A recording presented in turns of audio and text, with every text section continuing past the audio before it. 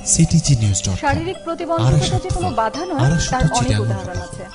কোন প্রতিবন্ধী জাতীয় ক্রিকেট দলে নিজের নাম লিখিয়েছেন দলনেতা হিসেবে, কারো আবার আত্মবিশ্বাস কম থাকায় তা দৃঢ় করতে নিরলস কাজ করে যাচ্ছেন। শারীরিক প্রতিবন্ধীদের দিকে সাহায্যের হাত বাড়ালে তারাও যে অপরাজেয় হয়ে উঠতে পারেন, আন্তর্জাতিক প্রতিবন্ধী দিবসে সে গল্পই শুনিয়েছেন শারমিনীরা। মহসিন নাকি মাঠের ত্রাস, সত্যি কি তাই? বুধবার ৭১ যখন মহসিনের খোঁজে টঙ্গীর কুদ্দুস খলিফা সড়কে, তখন স্কুলের মাঠে সে অনুশীলনে ব্যস্ত। সামনে কোনো ক্রিকেট ম্যাচ নেই, তারপরও চাঙা রাখছেন নিজেকে।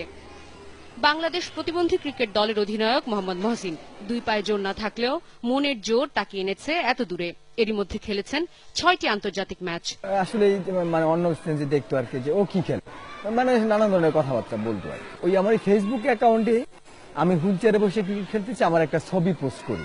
তো ওই সময় হচ্ছে আমার সাথে ইন্ডিয়ার এক ভদ্রলোক হারুনুর রশিদ, তো আমার সাথে আমার ফেসবুক থেকে কন্ট্যাক্ট নিয়ে ফোন নাম্বার নিয়ে আমাকে ফোন দিচ্ছে। তো ওই হারুনুর রশিদকে আমি আসতে বললাম, আসলো। আসার পর হচ্ছে আমরা ভ্যালুটেলের সাথে একটা মিটিং করলাম। মিটিং করার পর ভ্যালুটেল রাজি হলো যে 3টা ফ্রেন্ডলি ম্যাচ খেলবে। মহসিনের স্বপ্ন ছিল হুইল চেয়ারে করে তিনি টেকনাফ থেকে তেতুলিয়া পাড়ি দেবেন। তবে বলে রাখা ভালো, এরই মধ্যে তিনি দেশের গণ্ডি পেরিয়েছেন, জিতে নিয়েছেন তাজমহল ট্রফি শিরোপা।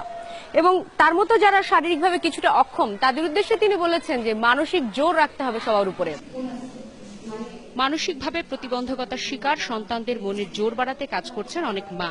তাদেরই একজন সাজিদা রহমান ড্যানি। অটিজমে আক্রান্ত নিজের সন্তানকে নিয়ে শুরু, এখন কাজ করছেন মানসিক প্রতিবন্ধী ৫০ শিশুকে নিয়ে।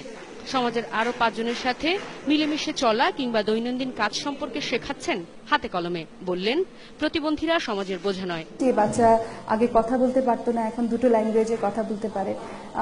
এখন সে ও লেভেল শেষ করেছে, এ লেভেল করছে। ওর সেন্সরি ইস্যুস, ক্রস মোটরের ইস্যুস, সমস্ত ইস্যুসগুলি এখন মিনিমাইজ হয়ে এসছে।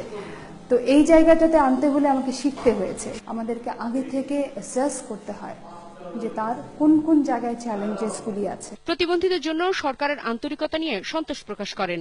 সরকারের আর্থিক বরাদ্দ কোন কোন খাতে খরচ হচ্ছে তা নজরদারিতে আনার আহ্বানও জানান তিনি। শারমিনীরা, ৭১, ঢাকা।